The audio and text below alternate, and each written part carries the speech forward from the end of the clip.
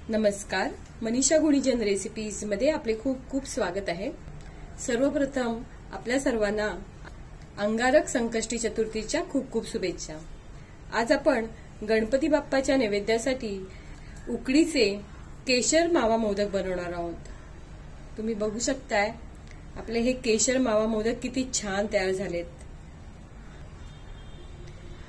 आपण हे जे मोदक बनवलेत त्याच्या पारीमध्ये आपण केशर घातले आणि जे सारण बनवलंय त्यामध्ये आपण मावा घातलेला आहे, म्हणूनच आपण या मोदकांना नाव दिलेलं आहे उकडीचे केशर मावा मोदक।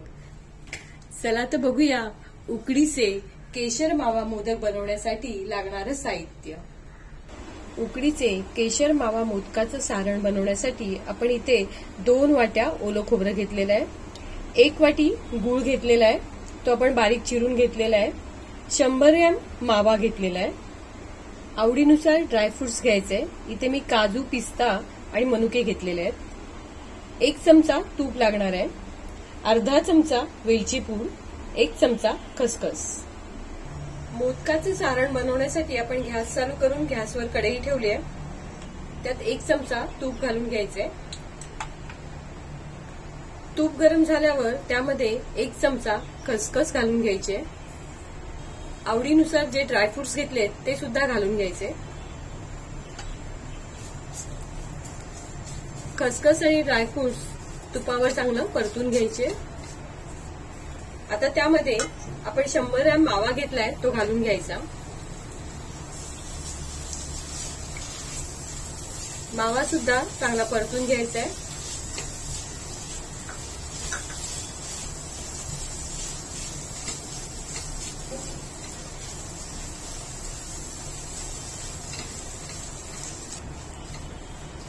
दोन मिनिटं मावा परतून घ्यायचा।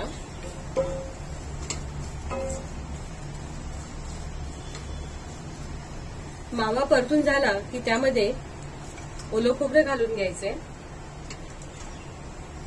1 वाटी बारीक चिरलेला गूळ घालून घ्यायचा,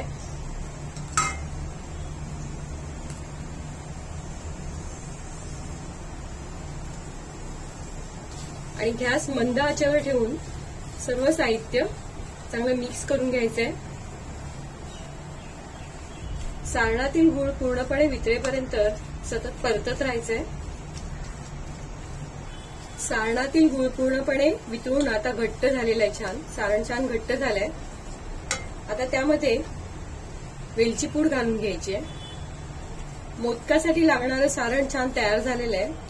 उकडीच्या केशर मावा मोदकाची पारी बनवण्यासाठी आपण इथे 2 वाट्या तांदळाचं पीठ घेतलेलं आहे। हे आपण साधंच पीठ घेतलेलं आहे, बासमती तांदळाचं पीठ नाहीये। या पिठामध्ये चवीनुसार मीठ घालून घ्यायचंय आणि अर्धा चमचा वेलची पूड घालून घ्यायची आहे। पिठामध्ये वेलची पूड आणि मीठ व्यवस्थित मिक्स करून घ्यायचंय। मोदकाची पारी बनवण्यासाठी आपल्याला उकड घ्यावी लागेल, त्यासाठी आपण इथे 1 वाटी पाणी घेतलंय, 1 वाटी दूध घेतलंय। तुम्ही दोन्ही वाट्या पाणी घेतलं तरी चालेल। 1 चमचा साखर घेतली, 1 चमचा तूप लागेल, आणि आपण 25 ते 30 काड्या केशराच्या घेतलेल्या आहेत, त्या आपण आता दुधामध्ये घालून घेऊया। मोदकाच्या पारीसाठी उकड घ्यावी लागेल, त्यासाठी आपण गॅस चालू करून गॅसवर कढई ठेवली आहे, त्यामध्ये 1 वाटी पाणी घालून घ्यायचं, 1 वाटी आपण केशर घातलेलं दूध घालून घ्यायचंय, 1 चमचा साखर घालायची आहे, 1 चमचा तूप घालायचंय। केशरच्या ऐवजी तुम्ही केशरी रंग घातलात तरी चालेल।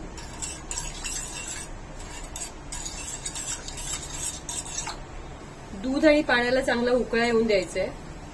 दूध आणि पाण्याच्या मिश्रणाला छान उकळ आले बघा, आणि केशरमुळे त्याचा रंग सुद्धा किती छान आलाय आणि केशरचा सुगंध सुद्धा खूप छान येतोय। आता ह्यामध्ये तांदळाचं पीठ घालून घ्यायचंय। तांदळाच्या पिठात आपण मीठ आणि वेलची पूड दोन्ही घातलेलं आहे।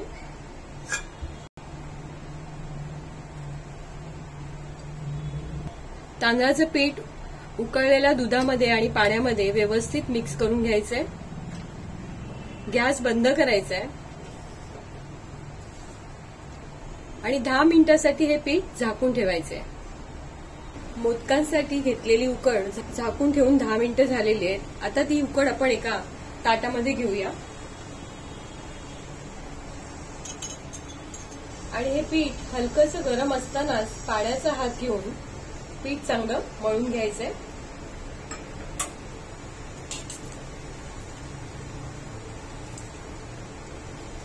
मळून घेतलेल्या पिठाच्या गोळ्याला वरतून तेल किंवा तूप लावून घ्यायचंय. पीठ चांगलं मळून घ्यायचंय.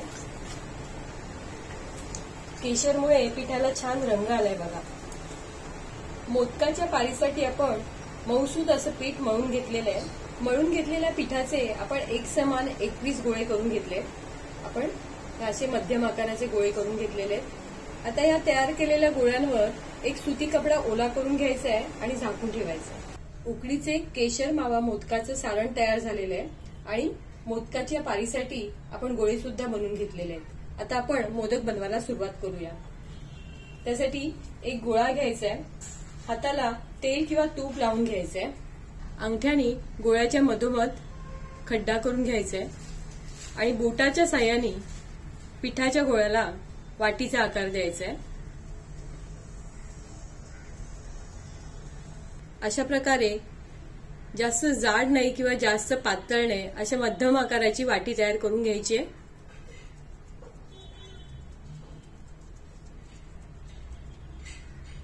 आता यामध्ये 1 चमचा सारण भरून घ्यायचे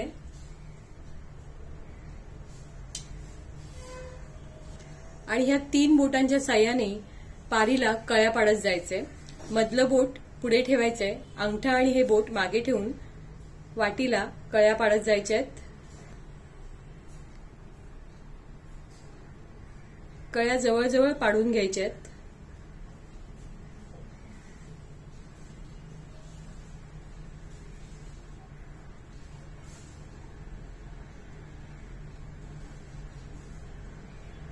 कळ्या पाडून झाल्यावर बोटाच्या साह्याने हलक्या हाताने या कळ्या जवळजवळ करून घेऊन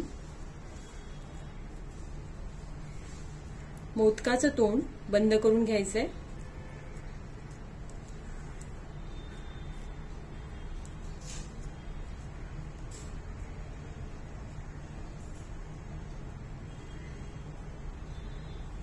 अशा प्रकारे मोदक बनवून घ्यायचंय.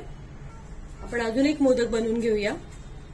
अंगठ्याने गोळ्याला दाब देऊन बोटाच्या साह्याने वाटी तयार करून घ्यायची आहे.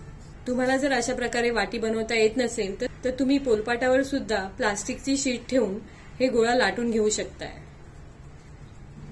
1 चमचा सारण भरून घ्यायचं आहे.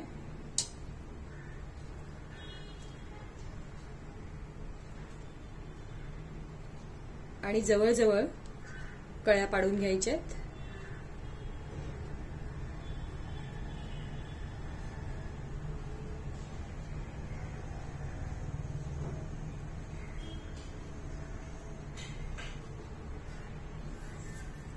आणि हलक्या हाताने मोदकाचं तोंड बंद करून घ्यायचंय. अशाच प्रकारे आपण सर्व मोदक बनवून घेऊया. आपण सर्व मोदक छान बनवून तयार करून घेतलेले आहेत. तुम्ही बघू शकताय मोदक किती छान दिसतात बघा.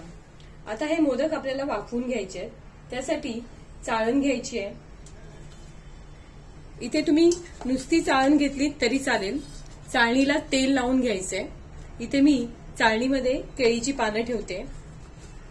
केळीची पानं स्वच्छ धुवून घेतलेली आहे. आता ह्या चाळणीमध्ये मोदक लावून घ्यायचे.